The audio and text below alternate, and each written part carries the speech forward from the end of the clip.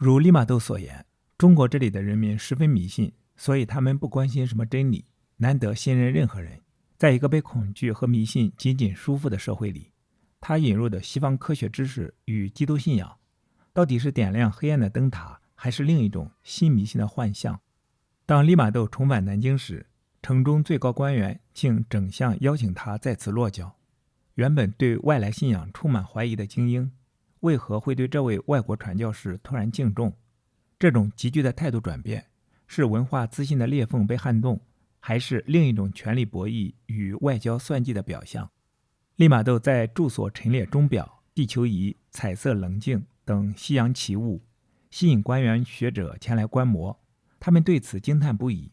这些被视为神迹的科学成果，是打破无知的真理之光，还是用来吸引人们的注意力，进而传播基督教？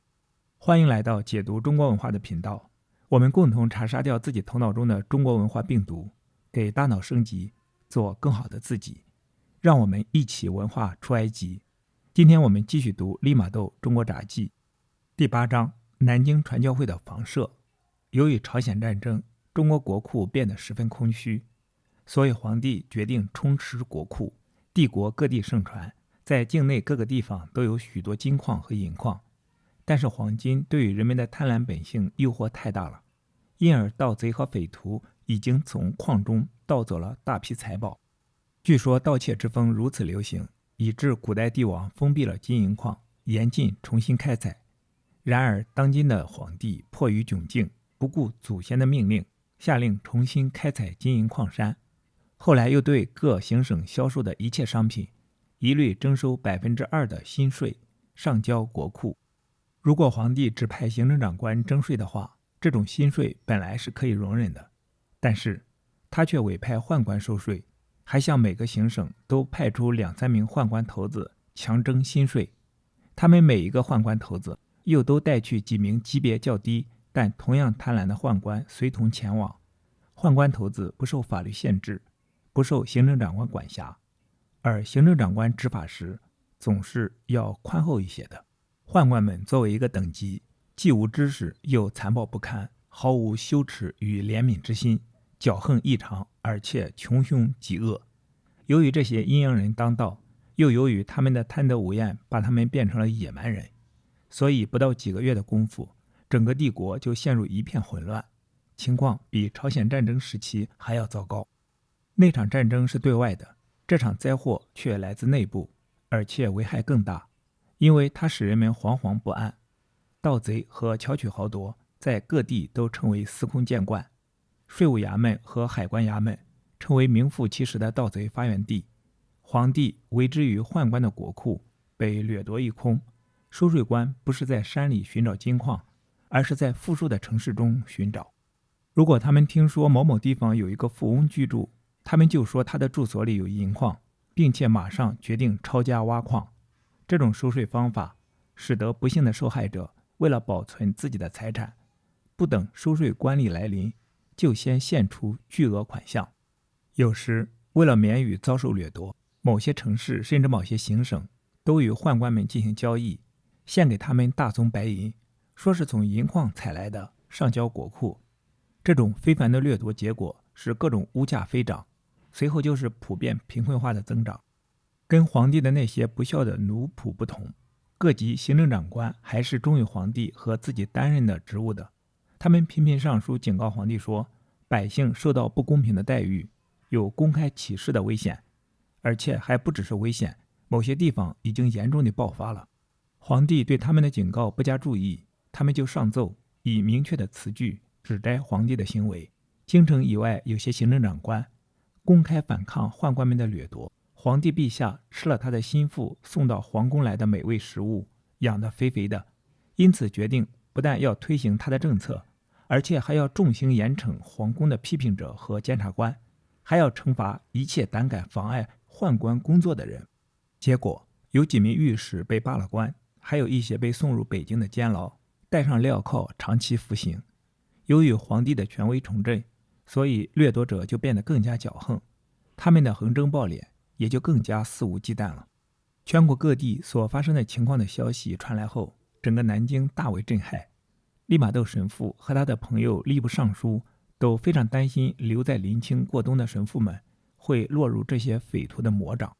在尚书看来，宦官们不可能放过神父们的宝贵行李的，但是利玛窦神父却掩饰起自己的担心，并安慰他说，上帝会证明他是怎样小心翼翼要保护自己的事业的。经过几个月的冬季和旅程，神父们到来了，他们一路通行无阻，甚至于不知道有危险存在。尚书得知以后大为惊奇，他认为这完全称得上是一个奇迹，因此他对神意和信仰的兴趣更浓厚了。因而从那时起，他总是很喜欢别人向他进一步讲解他。但是使他认识信仰的真理是一回事，使他接受他的神圣义务，那意味着抛弃姬妾内宠的羁绊，则又是另外一回事了。当这批旅人从临清来到南京时，听说要开辟一个教堂，都喜出望外。他们忘记了自己的苦难和艰辛，对上帝感恩不已。使他们最高兴的是，利玛窦神父现在受到了各方尊敬，被视为奇才，而过去他曾一度被从这个城市赶走，还有一次曾不得不躲藏起来。利玛窦神父迎接他们到他所租赁的房舍内，也比平常分外高兴。他也曾看过几所别的房屋，想要买下一所，但没有找到一座能中他的意。他仍然很失望，茫然不知道怎样才能从长官那里弄到一张书面保证，允许他购买一座房屋并开辟一个传教中心。他根据悲惨的经验知道，申请这样一张许可证，其本身就足以遭到拒绝了，因为没有一个御史愿意擅自做主赞许外国人的事业。事实上，他当时还一直在考虑外国人留在南京究竟是否得策，但这时又是神意解除了他的疑虑。那位甚至还没有见到利玛窦，就在文人学士的集会上对利玛窦大加赞扬的官员刘冠南，在其他传教士到来的前几天前来拜会他，按通例寒暄几句以后，他就好意地说，他听说利玛窦神父在找房子，要奠定一个永久性的寓所。利玛窦对他说，确有其事。于是客人就讲了一个真正惊人的故事。他说，不久以前，我用公款为我的同僚们盖了一座官邸，房屋落成刚刚交付给他们，妖魔鬼怪就占据了它，谁在那里住都要受到伤害。我想廉价卖掉它，可是找不到人肯和鬼怪住在一起。他继续说，你素有圣洁的名声，如果你不怕鬼的话，你可以买下，不争价钱，悉听尊便。利玛窦神父认为这是天主在元首相助。他说，我信奉唯一的天主，他掌管天地，魔鬼和万物都听命于他。他接着解释说，他对神恩的信心保证了就连魔鬼也对他奈何不得，除非天主允许那样做。他还说，他有救世主耶稣基督的圣像，魔鬼一见就要退避三舍。如果这座府邸适合他的需要，那他对那些在府中作祟的魔鬼一点也不怕。既然不担心怕鬼，他的客人刘斗须就带他去看那地方。同他原来的预计相反，利玛窦神父发现，他比他此前所查看过的任何房舍都更适合他的目的。他坐落在城里最高的地段，不怕河水侵灌，并且位于南京的大街上。此处街道约有1头10的宽度，从瞭望楼四周可以看得见皇宫和各部衙门，大厅和起居室可供大约10名传教士居住。这是一座新盖的房屋，建筑是准备多年之计的。它从前后门都可出入，门前的道路通向另一条大道。幸运的是，出售这座房屋的是工部主事，因此不难获得地方长官批准购买。而在过去，这件事曾造成了那么多的麻烦，事情真像是天主元首为神父们准备了这所房舍。在购买这座房子的谈判将要结束时，郭居敬神父和他的同伴们来到了。他们一致认为不应该错过购买一所永久性住所的黄金机会。房子价格由他们来决定，房主愿意和他们交朋友，按所好造价的半价卖给他们。在得知传教团没有那么多钱的时候，他又同意价款的一半延期整整1年再付。双方成交了，不到3天，神父们就迁入新居。这位员外郎给他们送来了一张买卖的记录文件，还在门口张贴告示，禁止任何人妨碍他们占有这座房屋，文件和告示都盖有他的官印。感谢天主的恩典，靠了官印的权威，神父们终于悄悄地和牢固地建立起他们的永久性的中心了。这次交易的一个结果是取得了这位员外郎的友谊。他本来已经放弃捞回任何东西的希望了，现在竟然捞回这所房子的一半公价，所以十分满意。在刚办完购买房屋的手续以前，利玛窦神父把正式交易的文件拿给他的朋友王尚书看。尚书听说整件事完成的这样快和这样平静，有点感到惊奇。由于这件事没有他帮忙就办成了，他有点不大高兴。但是后来他听说上帝的仆人一来妖魔鬼怪就逃之夭夭，他又对神的威力和保佑大加赞扬。在他们迁居的第一夜里，神父们就在主厅里建了一座神坛，并在坛前咏诵有关的祷告词。他们手持十字架，走遍整个建筑物，到处洒圣水。从那时起，由于神恩赞助在中国传播信仰，妖魔鬼怪们就再也没有出现了。管辖万物的天主当初之所以允许精灵们在这所房屋里居住，是为了准备好这所房屋等候他的仆人们到来。他的仆人们来到以后，精灵们就被赶走了。这个故事传遍全城，然后又传遍全国，结果是人们对于天主教的信仰更加尊重。大家都知道，工部的官员们确实曾想在这所房屋里住下来，拜偶像的和尚们也确实用尽他们可能的一切办法，要把鬼怪从这里赶走，但都没有成功。直到现在，墙壁和柱子上还留下不少的抓痕，都是降魔除妖的法师们徒劳无功拼命祈祷所遗留下的。还有身经磨难的人有充分的证明说，任何人在这里居住都不能平安无事。中国人听说神父们一来，鬼怪们就远走高飞，都把这看作是天主造就的奇迹。传教士自称是在天主的保佑之下工作。有一天，员外郎当着利玛窦神父的面说到他的府里所发生的事情。他说，他修盖府邸的时候，并没有忽略过中国人盖房子所举行的一切宗教仪式。他说，现在我明白了，为什么魔鬼把他占据。这是因为利玛窦神父的神命令他们不让人住在那里，除了利玛窦神父本人之外。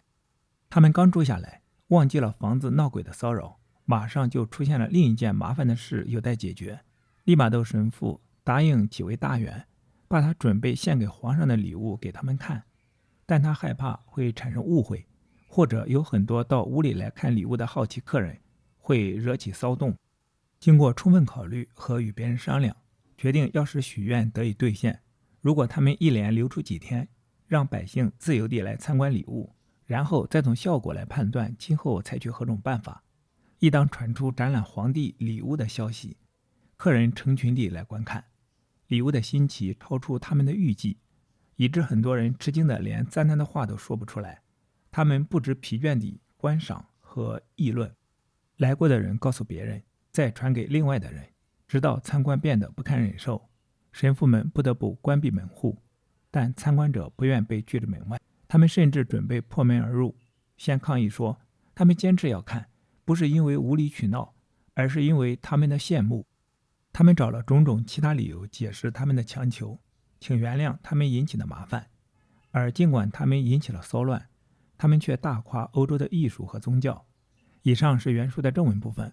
后续将从解读中国文化的视角做出几点思考。第一，权力外包的恶果，宦官治下的大明丛林。万历年间的矿税之灾，本质上是一场皇帝对官僚体系的极度不信任。当皇帝绕过行政长官，派出毫无廉耻感的宦官去强征新税，帝国的信用实际上是已经破产了。不过，中国文化自古至今从来也没有重视过信用。利玛窦在文字中毫不掩饰对这些野蛮阴阳人的厌恶，这种赫责而渔的敛财方式，揭示了一个帝国在崩溃前的典型征兆。最高权力不再保护私产，而是成了一个最大的掠夺者。一直到2026年的今天，中国又在盛行远洋捕捞，甚至捕捞到了海外。所以这也验证了我一直以来的观点，那就是中国文化的内核一直没有本质的变化，改变的只是外观形式而已。第二，凶宅营销学，信仰的降魔溢价。利玛窦买下的那座官员不敢住，和尚驱不了鬼的官邸，是一场教科书级别的心理战与品牌公关。他用十字架和圣水接管了物理空间，实际上是在争夺对超自然力量的解释权。当中国人发现西方的神能够解决本土的鬼时，天主教在南京的合法性就不再仅仅建立在数学之上，而是建立在一种实用的安保功能之上。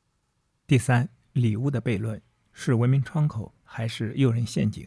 当南京百姓疯狂地想要破门而入观看自鸣钟和圣像时，